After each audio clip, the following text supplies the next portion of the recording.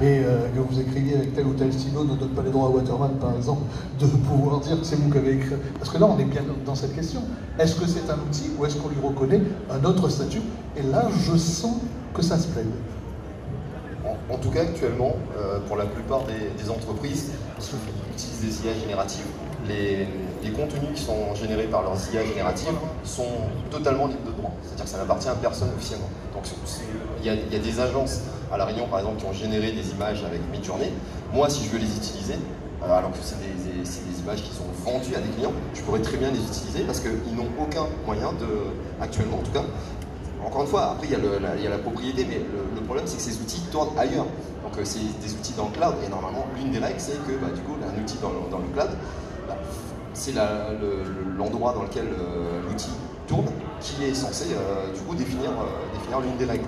Donc du coup c'est ultra complexe, il y a énormément, pour le coup, énormément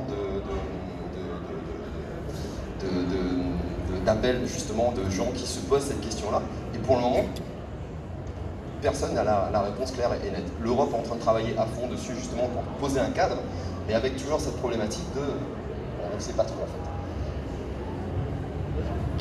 Bonjour, Shanmugam de l'association Ryosaki Lab.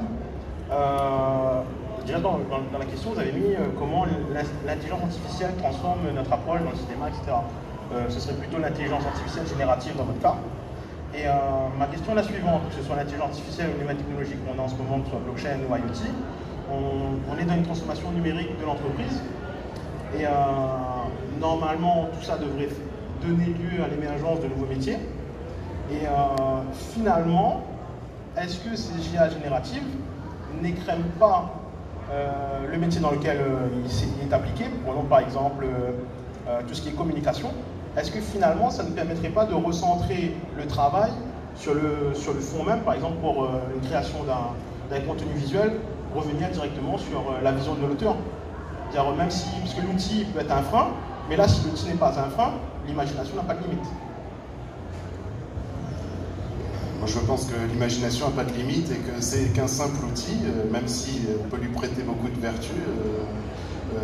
Ce qui est IA générative, on est vraiment là-dessus. Par contre, au niveau des droits d'auteur, je pense que pour moi, le débat ne se situe pas sur l'image qui a été générée, à qui elle appartient. C'est plutôt ces intelligences qui utilisent un fond humain, d'écriture, de tableaux, d'images qui sont créées depuis le début, scannées, ou qui utilisent carrément nos banques d'images qu'on a dans nos téléphones qui sont là. Pour moi, il y a une espèce d'obligation que l'intelligence artificielle, tous ces outils qui sont privés, est une partie open source, ou une grosse partie open source, voire totalement open source. Il y en a maintenant qui sont dedans, mais il me semble que ça vient d'un leaks, hein, c'était des vols de données à la base. Voilà. Donc, moi je pense que c'est hyper important que chaque individu puisse faire tourner son intelligence artificielle chez lui, sur ses propres serveurs et ses propres moyens. Actuellement, ce n'est pas du tout le cas. On utilise des serveurs américains, ou c'est à l'autre bout de la planète. On n'a pas le contrôle sur nos données, ni nos discussions, ni sur ce qui est généré, puisqu'en fait on ne sait pas. À partir du moment où on aurait la puissance de calcul, et on l'a quasiment, je veux dire, une console de salon est capable de faire tourner des IA assez puissantes, il ne se poserait plus ces questions de droit d'auteur si on peut la générer chez nous et qu'on est étanche via l'extérieur. C'est pas le pli dans lequel on est actuellement, c'est en plein développement, mais je pense qu'à partir d'une certaine maturité, ce que moi je pense, c'est qu'on achètera un cube informatique chez nous qui sera notre intelligence artificielle, qu'on nourrira avec nos propres données, et on aura des données qui seront open source, des gens qui auront bien voulu partager. On partagera nos données avec qui on veut. Bon, on n'y est pas encore, hein. Pour l'instant tout est privé, donc ça c'est très problématique, il faut être vigilant là-dessus, mais pour moi par exemple, prendre le droit à l'image comme exemple, je pense qu'au niveau mondial, la France fait un peu exception sur beaucoup de choses au niveau artistique. Je ne pense pas qu'on aura le poids pour pouvoir imposer ça au monde et à l'intelligence artificielle, puisque de toute façon on voit bien ce que génère. On demande à une intelligence artificielle de faire 20 nouveaux albums de Tintin avec des thématiques qu'on pourrait lui dire. Je pense que ça serait déjà complètement crédible, mais en tout cas d'ici un an, c'est sûr que ça sera de la main de RG même, et on ne pourra pas dire si c'était un vieil album ou un nouveau. Donc se préparer à tout ça, si c'est possible, c'est que ça va se faire. Donc maintenant, c'est surtout qu'est-ce qu'on fait nous de nos données et de nos créations et comment on utilise cet outil-là et comment on se l'approprie, puisqu'en fait, le but, ça serait que ça nous appartienne et que ce ne soit pas nous qui appartenons à l'intelligence artificielle. Vincent Préfugard, je me représente, donc directeur des formations Antigard. Là, j'interviens plutôt comme utilisateur quotidien de ChatGPT, de Bard, de tout ce qu'on nous a mis à disposition. Et effectivement, pour revenir à la thématique, donc entre comment l'IA transforme notre approche dans le cinéma, l'audiovisuel et les médias, de toute façon, c'est une opération qui est déjà en marche et on pourra faire ce qu'on veut. Elle est déjà partie et on est en train peut-être d'essayer d'arrêter un bateau qui est déjà arrivé à l'autre bord. Et comme on dit, il y a une expression créole qui dit on ne peut pas empêcher la mer de battre, traduit en français, hein, pour ceux qui ne parlent pas créole, mais c'est un peu la même dynamique, c'est on essaye de se combattre contre un Goliath où il n'y a pas de David. Et est-ce que la vision, ce ne serait pas plutôt de se dire comment le cinéma, l'audiovisuel et les médias de demain peuvent se protéger en réadaptant les règles vis-à-vis de l'intelligence artificielle? Parce qu'effectivement, on ne sait pas, on est un peu placé, on est un peu dans l'esprit un peu mystique de se dire l'intelligence artificielle, c'est un peu une forme d'humanité de demain, d'hybride, etc. Forcément, hein, on a tous grandi avec et vécu avec l'aspect très fantastique des intelligences artificielles. Aujourd'hui, ça devient du concret. La vraie question, c'est comment on peut se protéger demain en adaptant les règles, parce qu'effectivement le texte existe, aujourd'hui les textes de loi existent, mais est-ce que ces textes de loi aussi sont prêts à affronter ce fameux Goliath? Une autre question, deux autres questions. Alors bonjour, Jean-Max Boyer, citoyen lambda aujourd'hui parmi vous, et quand je vois l'intitulé de la question, je ne peux pas m'empêcher de du coup en poser une autre. Dans l'approche des campagnes politiques actuelles, que ce soit à La Réunion ou ailleurs, est-ce que l'IA a déjà joué un rôle dans le marketing politique de certains candidats ou de certains partis? On prend une autre question et puis après on fait une réponse globale. Merci. Sébastien Gossard, je suis chargé de mission économie et innovation au Césaire. Alors ma question est plutôt une question offensive sur l'intelligence artificielle. Est-ce qu'on peut l'utiliser pour renforcer la compétitivité des secteurs à La Réunion? Par exemple, se dire que sur certains secteurs, on est en manque de compétences, je ne sais pas, sur tel ou tel sujet, et qu'on peut essayer de le rattraper par l'intelligence artificielle sur tel ou tel secteur à l'international ou autre, et voir si ça peut être utilisé comme un outil de développement pour le territoire. Est-ce qu'il y a des réflexions comme ça sur l'intelligence artificielle? Et est-ce que vous travaillez avec les partenaires locaux sur ce genre d'approche? Voilà, donc on a une batterie de questions qui nous permettra d'aller jusqu'au bout de notre séquence. Je réponds juste à la remarque de est-ce qu'il faut que les lois s'adaptent? Clairement, c'est comme je dis, l'Europe y travaille et pour le coup, ils s'y sont pris il y a très longtemps, donc ça c'est plutôt une bonne chose. Mais effectivement, les lois ne sont pas tout à fait adaptées. Rapproche le micro. Prenons l'exemple d'une IA générative, telle que Midjourney. On aura beau donner le même prompt à une IA générative, les IA génératives fonctionnent avec un modèle qu'on appelle le modèle de diffusion. C'est quoi un modèle de diffusion? C'est on prend une image bruitée, et à partir de cette image bruitée-là, on va créer une image. Donc du coup, comme l'image est totalement aléatoire, le résultat final sera totalement aléatoire. Donc comment on met une propriété intellectuelle, sachant que c'est l'outil lui-même qui du coup a décidé, ça devra ressembler à ça. Donc effectivement, nous on aura tapé notre prompt, mais notre prompt du coup peut donner des résultats totalement différents d'une personne à l'autre.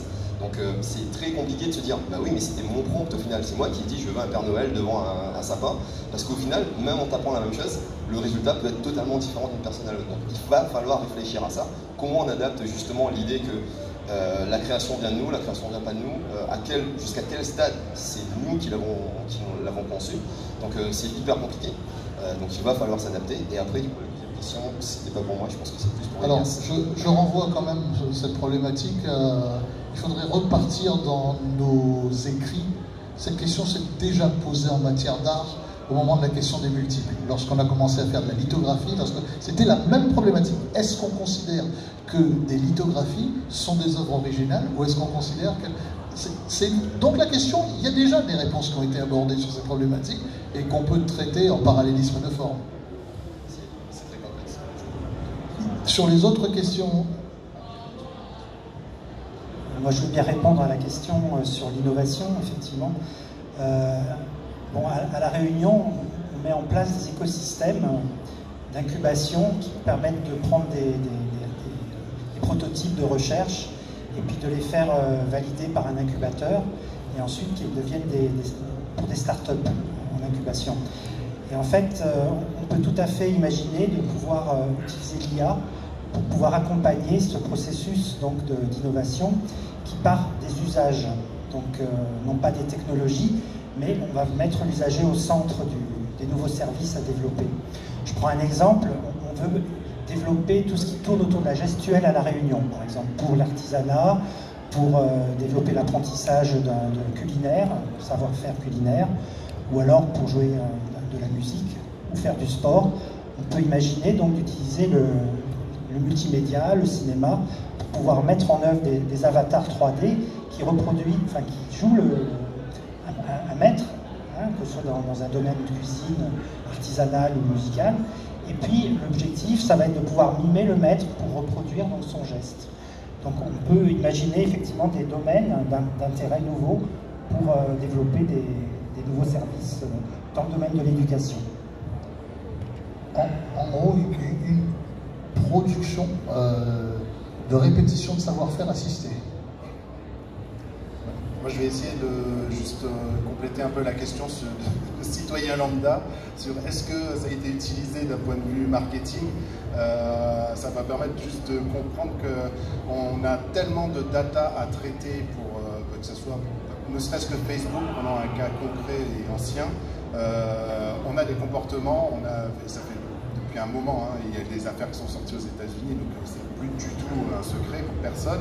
Mais c'est traiter ces datas-là pour un humain, c'est très compliqué, c'est laborieux, et pour une IA, c'est du beurre, et elle réfléchit là-dedans.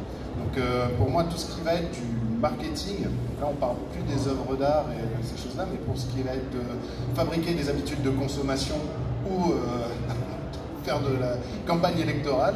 Y compris des habitudes de consommation politique, on va dire ça. Voilà, c'est évident que si c'est pas utilisé, quel dommage. C'est exactement fait pour ça. Et une manipulation, manipulation c'est pas ça, mais en tout cas manipuler les masses avec, et manipuler les besoins et les envies des gens, traiter les datas qu'on a accumulées depuis des dizaines d'années maintenant pour pouvoir en tirer des conclusions, une IA est capable de le faire dans la seconde. Donc il est évident que Facebook, Google, Twitter, enfin tous, ils utilisent des moteurs qui sont à l'intérieur, qui nourrissent des IA et qui sont capables de répondre aux problématiques. Mais ChatGPT, si vous avez des campagnes marketing parce que vous faites des pizzas à 10 €, vous pouvez lui demander des conseils et il aura de très bons conseils marketing. Effectivement, le métier d'agence de communication, il va changer. Et en tout cas, il est devenu complètement accessible et gratuit pour un citoyen lambda, y compris sur ça. Après, comment s'en protéger, bon, ça pour moi c'est de l'éducation. On n'apprend pas, en tout cas il ne me semble pas qu'à l'école, dans un cursus normal, on apprend à analyser les images qu'on voit partout dans la rue, donc que ce soit des photos du journal, la mise en scène qu'on va pouvoir faire, que ce soit un titre, un logo.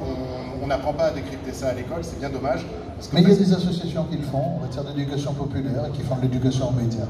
Et pour moi, il est très important que l'humain prenne sa place au centre du débat et qu'il se forme à se poser les questions de qu'est-ce qu'il fait, qu'est-ce qu'on lui donne à manger en face, et après on pourra réfléchir sur l'IA.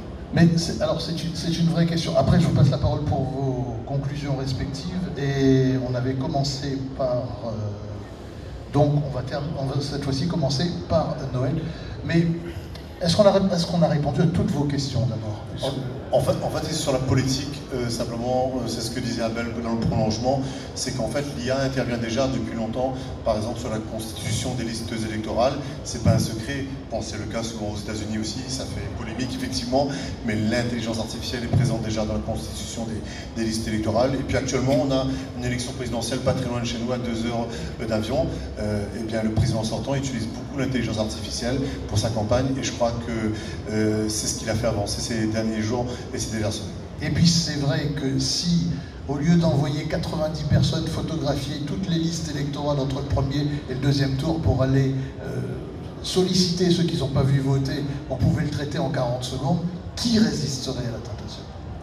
Mais avant de vous laisser vos conclusions, juste laisser ce qui pour moi est un problème d'éthique. J'ai l'impression qu'on est en train, avec l'intelligence artificielle, indépendamment des champs qu'on évoque là, d'assister à une véritable révolution copernicienne. La seule chose qu'on ne pouvait pas acheter jusqu'à présent, c'était de l'intelligence. Aujourd'hui, on peut acheter de l'intelligence. Et c'est un nouveau champ de clivage dans notre société qui va avoir des effets, je ne dis pas dévastateurs, ce serait un jugement, mais qui va avoir des effets. Ça, c'est certain. Oui, alors en tout cas, il faudrait définir ce que c'est que l'intelligence. Elle est, soi-disant, elle est multiple. Hein. Il y a des intelligences aussi de nature émotionnelle, kinesthésique. Enfin, bon, elles ne sont pas liées seulement au raisonnement, à l'écrit. Donc on est des êtres de sens, doués de sens. Donc il faut remettre l'humain au centre, effectivement. Il faut faire piloter l'IA par l'humain. C'est vrai qu'à ses débuts, l'IA était symbolique. Donc elle permettait à des experts de pouvoir s'exprimer sous forme de règles. Aujourd'hui, elle est basée sur des calculs numériques. Bon, elle génère des problèmes avec la quantité d'énergie phénoménale qu'elle doit consommer pour pouvoir donner une réponse. En plus, on ne sait pas pourquoi elle donne une réponse, cette IA numérique. On ne comprend pas. Et en plus, bon, voilà, il faudrait pouvoir piloter cette IA numérique par de l'IA symbolique. Voilà un peu.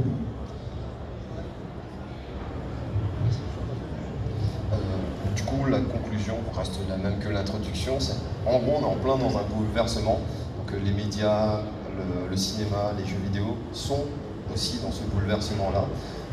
Et Yannick, du coup, m'a complètement teasé ce que je voulais dire. Donc, du coup, l'idée, c'est, vu que le changement arrive, qu'est-ce qu'on fait? Est-ce qu'on s'adapte? Ou est-ce que, du coup, on laisse ces outils-là prendre le pas sur nous, en sachant qu'il y a actuellement un énorme débat sur les outils open source, qu'est-ce qu'on en fait? Est-ce que du coup on laisse le développement de ces outils open source là, en sachant que ces outils open source là, du coup comme ils sont open source, peuvent être utilisés par n'importe qui. Donc du coup, il y a des grandes firmes comme Facebook, Google et autres non pas Facebook justement, Google, Microsoft, Amazon qui disent non, en fait ils font un contrôle total de l'IA, donc ça doit passer par des grands groupes. Google propose par exemple de mettre des filigranes pour qu'on reconnaisse les fausses images générées par IA. Le problème c'est qu'il faut le respecter, ce filigrane, donc si les gens n'utilisent pas les outils de Google, du coup ça ne marchera pas, mais du coup ça contraint les gens à utiliser les outils de Google. Donc la question là qui va venir, c'est ça va être quoi l'avenir de l'IA? Et je pense que quel que soit le secteur, donc les secteurs des médias et autres sont particulièrement impactés, mais tous les secteurs vont être impactés. Donc il faut que les gens du coup commencent à s'intéresser au sujet, commencent à dire oui, ben, nous on aimerait aussi pouvoir donner notre avis sur ces sujets-là. On aimerait que ça aille plutôt dans ce sens. Nous, au sein de l'association, on défend à fond, on fait la promotion d'un usage éthique de l'IA, et on pense que c'est vers ça qu'il faut qu'on aille tous, se dire ben, qu'est-ce qui serait le plus éthique, et donc on décide tous ensemble de ces usages-là. Et donc la conclusion c'est ça, c'est mettons-nous tous ensemble et essayons de définir en fait ce sera quoi le meilleur usage que nous on veut, et à partir de là on pourra l'imposer aux sociétés qui développent des IA, ou on pourra nous-mêmes en tant que citoyens développer des IA qui seront plus éthiques. Pour moi la conclusion en fait, est assez simple, c'est vraiment plus concernant en fait, les effets spéciaux, c'est sûr qu'il y a beaucoup d'enjeux en fait, et je pense que c'est plus vraiment l'être humain en fait, qui doit vraiment avoir un contrôle en fait, sur cette évolution, parce que ça va quand même impacter beaucoup de monde, ça va changer en fait, tous les médias, ça va changer tous les métiers, il y aura des nouveaux métiers qui vont comme apparaître grâce à ça. Mais je pense que c'est vraiment en fait que c'est l'humain qui doit vraiment comme avoir un contrôle, je pense, global et avoir quand même des lois en fait, respectives en fait, dans tous les pays pour pouvoir en fait, utiliser correctement en fait, l'intelligence artificielle. C'est le mot de la fin, c'est ça? Je sais pas. En tout cas, j'engage tout le monde à l'essayer. Et il ne faut pas oublier, par exemple, qu'un chat GPT, c'est conversationnel, c'est ça? Donc, c'est d'engager des conversations avec une intelligence, quelle qu'elle soit. On en sort, je pense, un peu grandi. Et effectivement, demander à ChatGPT de se former sur des nouveaux sujets, c'est quelque chose qui est extrêmement pédagogique. On peut la former comme on veut et on peut apprendre vraiment ce qu'on veut avec. Alors, le bien ou le mal, si vous voulez faire des bombes, ça doit pouvoir fonctionner. Et il y a tellement de trucs vachement bien à faire avec l'IA que ça serait dommage de lui prêter que des mauvaises intentions. Alors, le mot de la fin, c'est pour dire que croyez toujours en la presse écrite, la presse audiovisuelle. Soyez confiants, soyez aussi bien évidemment sur vos gardes, parce qu'il y a encore des outils, et je crois qu'on en a parlé là, de Google ou d'ailleurs sous d'autres plateformes qui nous permettent parfois aussi de déjouer les pièges, de savoir si une photo a été trafiquée, si un texte a été repompé, parce que l'IA aussi aujourd'hui permet aussi même de déceler du plagiat. Donc faites confiance à la presse, parce que la presse est encore garant de cette liberté aussi de créativité. Et je pense que aussi bien en télé qu'en radio, mais aussi en presse écrite qui est aujourd'hui menacée, je pense qu'on a un rôle à jouer. Et tant qu'il y aura des journalistes, parce que c'est pas non plus une caste à part, mais tant qu'il y aura des journalistes, des observateurs, des photographes, des secrétaires de rédaction, des imprimeurs, des personnes qui œuvrent derrière en coulisses pour que l'information soit la plus vérifiée, la plus crédible, eh bien, je pense que l'IA ne sera pas une menace pour nous et pour le monde entier, pour surtout la Réunion. Merci Elias Hakoun, c'était donc le mot de la fin de notre conférence qui aurait dû se dérouler entre 13h30 et 14h30. Donc vous l'avez vu, nous avons pris un peu de retard et je propose qu'on passe immédiatement. Merci à l'ensemble de nos intervenants, merci à vous également pour votre participation. Je vous propose qu'on passe à la table ronde suivante, donc dans la thématique, et donc le temps de me repositionner parce que moi aussi je suis perdu. Quelle opportunité pour le développement des jeux vidéo, du e-sport et des technologies immersives dans notre zone indo-océanique. Et j'appelle donc Jeff Padovani, j'appelle également Alban Lagrange, Éric Lacroix, Loïc Manglou et Sadia Athènes.